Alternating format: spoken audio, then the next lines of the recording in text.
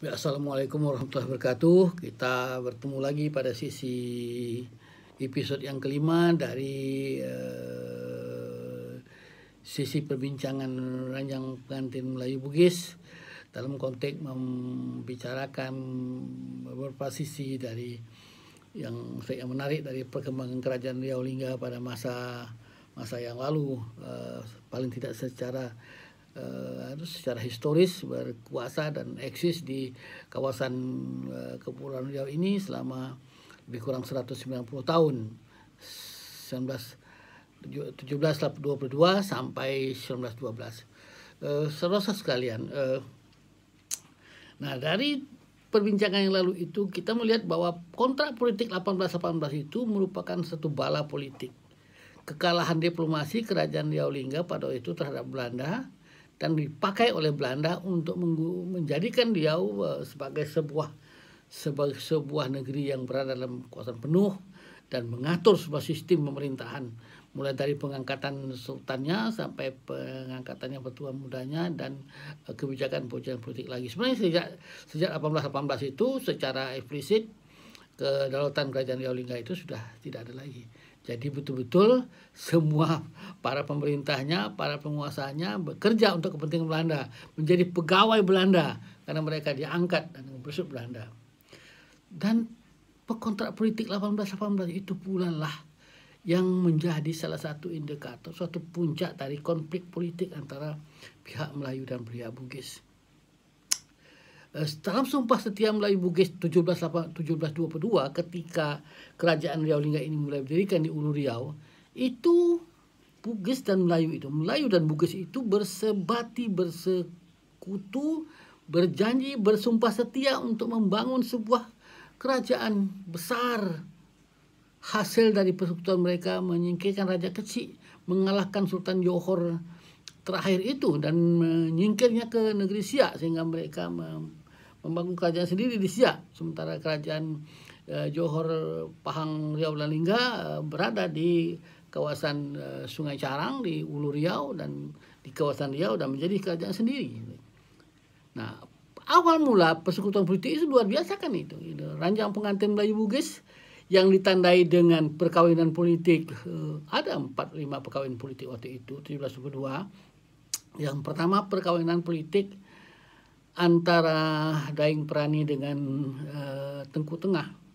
Daeng Prani ini saudara tertua dari 5 saudara bangsawan Bugis Luwu ini. Kemudian Tengku Tengah anak perempuan tertua dari Tun Abdul Jalil, Sultan Johor terakhir, adik Sultan Sulaiman yang baru dilantik oleh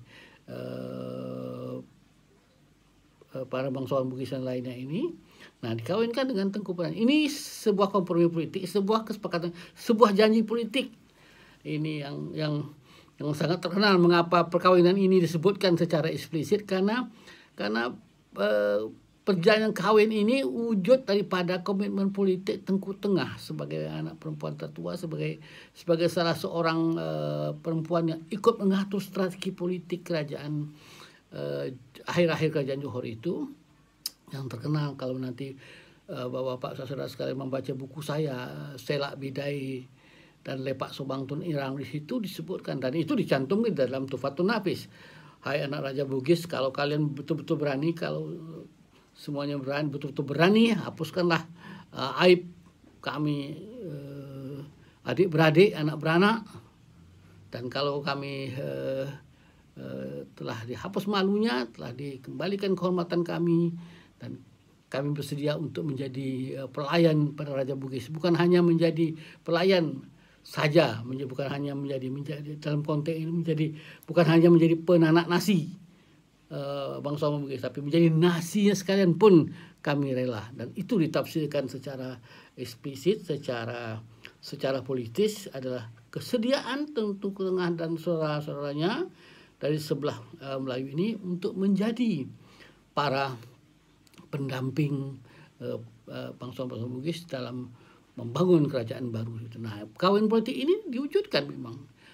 Tengku Tengah dikawinkan dengan Daeng Prani, Tengku Mandak dikawinkan dengan Daeng Celak, kemudian Daeng Marewa dikawinkan dengan Tun Ciayu dan ya jadi ada satu perkawinan besar pada masa itu 1722 dan dilakukan suatu pesta besar-besaran, perkawinan besar-besar di Ulu Riau.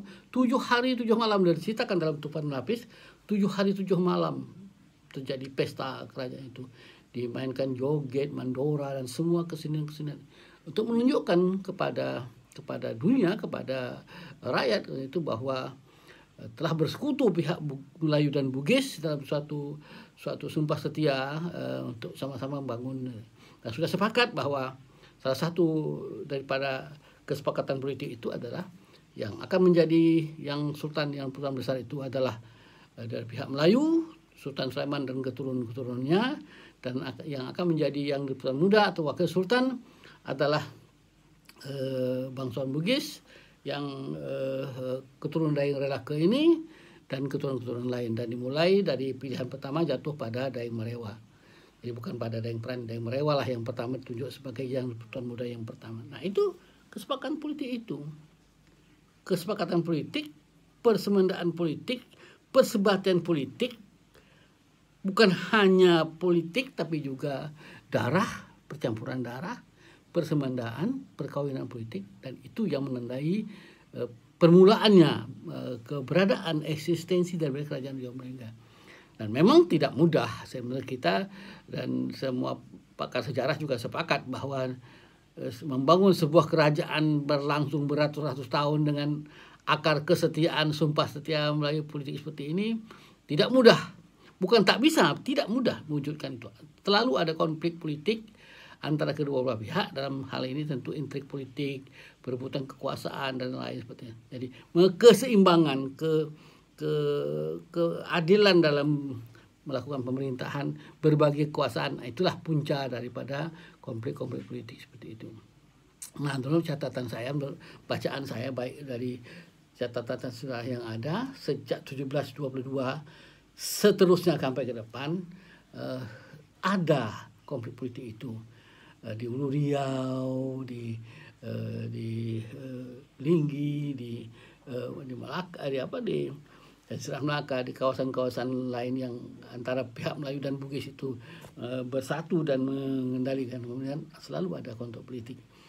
Itu terjadi beberapa catatan yang konflik politik yang paling tajam itu terjadi di masa Sultan Mahmud Badrul Alam Shah pertama dengan yang Pertuan Muda Daeng Kamboja. Nah, ini perseteruan politik yang luar biasa, dan kalau pihak Bugis itu dipimpin oleh Daeng Kamboja yang berjuang mempertahankan hak-hak politiknya orang-orang Bugis, pihak Bugis, dan sebelah pihak Melayu itu adalah menantu Sultan Sulaiman, namanya Tengku Mansur, Raja Mansur, dipanggil Tun Dalam. Nah, ini putra mahkota kerajaan Merengganu yang kawin dengan anaknya Sultan Sulaiman Shah, sehingga dia menjadi menantu, dan dia inilah memimpin kelompok orang-orang Melayu untuk mempertahankan hak-hak orang Melayu dalam politik di kerajaan Riau Lingga, karena mereka melihat bahwa makin lama pihak Melayu ini makin tersingkir, banyak institusi politik penting seperti bendahara, seperti Temenggung, dan kekuasaan lain akan dihapus. Nah, salah satu indikator yang paling mereka itu tidak ada lagi pada itu. Kalau zaman Johor ada Laksamana, Panglima Angkatan Laut Indonesia, masa kerajaan Riau Lingga di masa persebatian Melayu Bugis ini sudah tak ada lagi. Seluruh kekuasaan angkatan perang lain itu berada di bawah tangan yang Sultan Muda, dan Sultan menunjukkan sejumlah panglimanya yang disebut dengan Sila Watang itu. Nah, itu puncak-puncak konflik, dan itu berlangsung terus-menerus, dan terjadi berkali-kali. Ada sempat Sultan Abdul Sulaiman sempat merajuk, Daeng Kamboja sempat merajuk. Jadi seperti itulah terjadi konflik selama bertahun-tahun seperti itu. Walaupun tidak wujud dalam perang yang besar, tetapi berkelahi, berbunuh-bunuhan di Ulu Riau itu dicatat dengan baik di dalam Tupatun Nafis, dan itu bisa dibaca secara cermat dari secara kritis. Tetapi konflik politik itu belum sampai memecah belah, memutus persaudaraan yang tajam gitu. Tapi kontrak politik 1818 ini menjadi konflik politik yang paling tajam, bukan hanya dengan Belanda, bukan hanya kekalahan kerajaan Riau Lingga dengan Belanda, tetapi juga puncak perseteruan politik antara pihak Melayu